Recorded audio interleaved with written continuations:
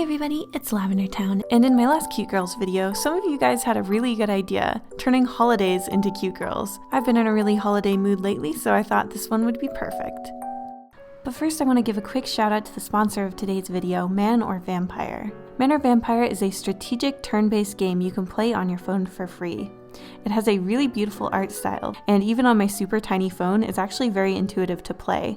They use this little tile system so that you can attack and heal just by tapping different parts on the screen, and that's also how you move. All throughout the game, there'll be new characters to meet and recruit with unique abilities of their own. If you want to check the game out, there's a link in the description. And thank you so much to Man or Vampire for supporting the channel. Now, starting with the first character design I did, I wanted to start with Christmas because, let's face it, I'm just really excited for it.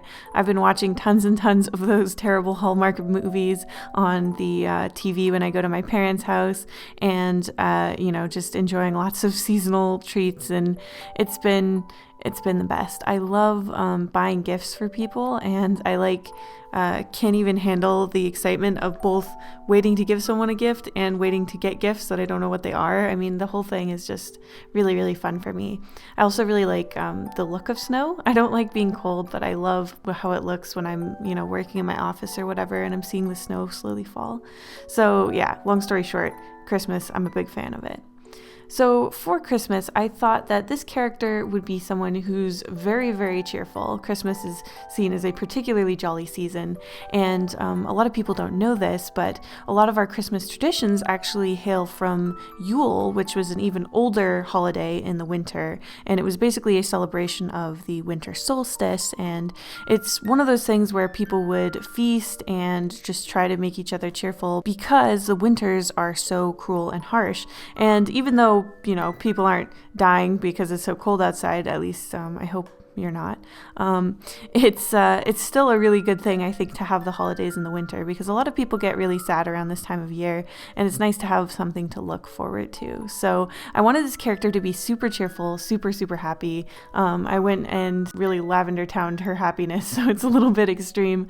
And I'm having her dual wielding 2 different hot chocolates because, yeah, I just didn't want anything about her to be subtle. I just wanted her to be the hammiest Christmas self that she could be. I added blush on her cheeks and nose like it's cold. Naturally, I had to give her an ugly Christmas sweater, and if you look close, you can actually see several other sweaters underneath this one, so she actually has a turtleneck on, and at least one other sweater before you even get to the ugly Rudolph the Red-Nosed Reindeer sweater that I put over the top of her. I also decided to give her a red tartan skirt because I always wear red tartan around Christmas time, so now it's like irreversibly associated with Christmas for me. And I, of course, gave her green spiky hair that would look like a Christmas tree. I have never actually done the cranberries and popcorn thing around a Christmas tree, but it's so iconic of an image that I had to put a little crown of popcorn around her head, and I put a few ornaments in her hair as well, along with a star, as if it's not obvious enough that her head is supposed to look like a Christmas tree. The colors were easy, of course. We're just doing standard red and green with little sort of taupey accents that won't interact too much with the color palette and stay relatively neutral, along with, going with the reindeer colors I was working on before.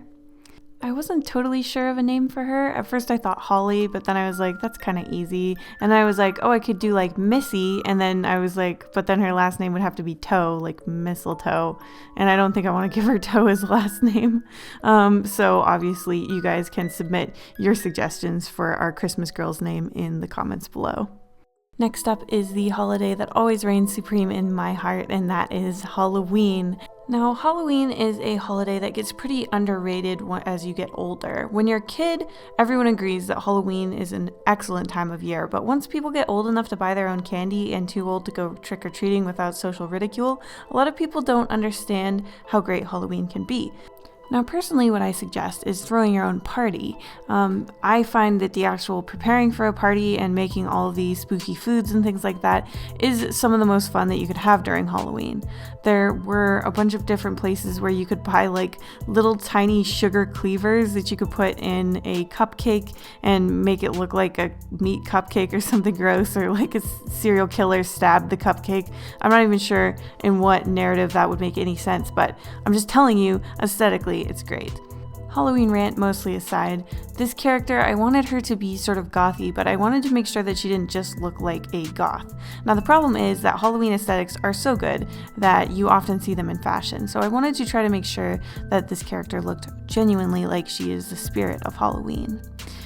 So, I decided to give her little jack-o'-lantern puff sleeves. You know, I'm a huge fan of putting designs on the little puff sleeves. And I also just gave her sort of a devilish sort of accent designs. I didn't want her to look like she's in a costume of anything in particular, more just the idea of being in costume. I also gave her sort of teardrop makeup because a lot of the time people do really cool, amazing makeups around Halloween, and I really like when people do the like acrylic-y looking tears on their face in like weird different colors. I think that's a very cool trend and it can look very spooky as well. Because Halloween is a pretty playful holiday most of the time, there's lots of like pranks and goofing around. I had her personality be sort of that like mischievous type personality. I also gave her a very Morticia type dress with a raised up vampire-y collar, and I of course gave her vampire teeth because who can go to a Halloween store and not buy those vampire teeth that you have to like set onto your teeth and like then they're custom made for your teeth forever. So I gave her black hair mainly with little stripes of orange, and I also gave her some orange eyes. I gave her long candy corn nails, which I think are just the cutest. I really wish that I could grow my nails that long. I really hate having fake nails on, so I'll just have to dream. I also decided to give her a somewhat unnatural skin color. This was sort of a last minute decision, but I thought that it would work really well with her color palette.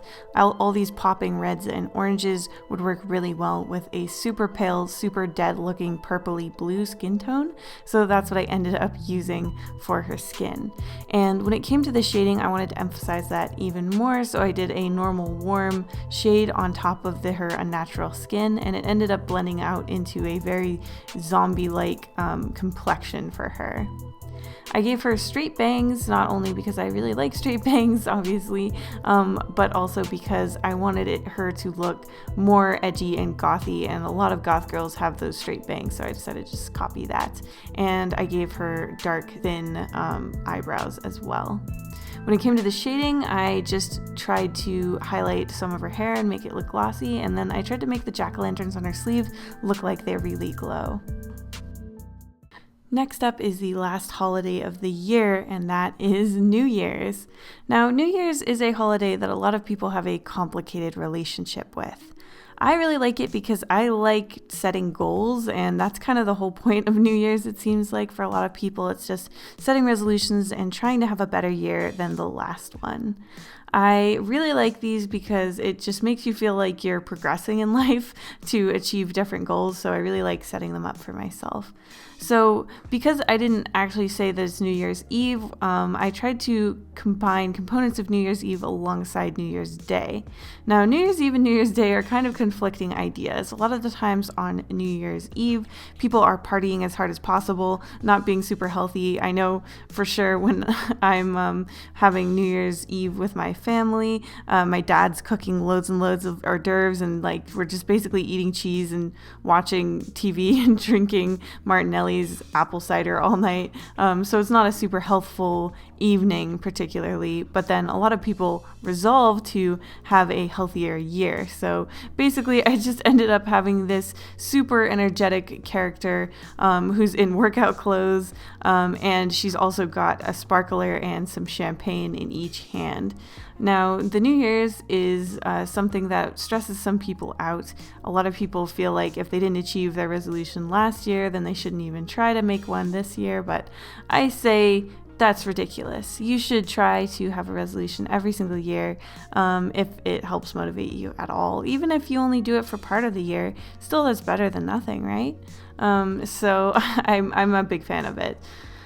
I wanted her to look super, super, super energetic because New Year's Eve is like the most exhausting, energetic holiday, I think, in my opinion. I mean, you have to stay up late. Obviously, now that I'm not a kid anymore, midnight doesn't seem very late, but my sister and I used to try to stay up all night until the sun rose, which is super exhausting. And anytime that we'd go to like New Year's events, they would be so, like, you'd be so exhausted by the end of it. I remember we went to like this jazz event that was happening at like 3 a.m. or something, and a bunch of trumpet players were just playing a ton of jazz, and I just remember sitting in there like basically asleep with my eyes open. There's super loud trumpet music going on, and I was like, am I even enjoying this holiday? Like, I kind of just want to go to bed at this point. But yeah, it's a fun challenge. I like a holiday with a challenge attached to it. I also really like fireworks and stuff for the holidays. I was originally going to have this character be like half Chinese because the Chinese New Year is such a big holiday, but it's so different from American New Year's Eve that I couldn't figure out how to harmoniously combine the traditions of both. So I kind of skipped out on that, though I kind of regret it now because I feel like I could have done something really cool with the Chinese New Year.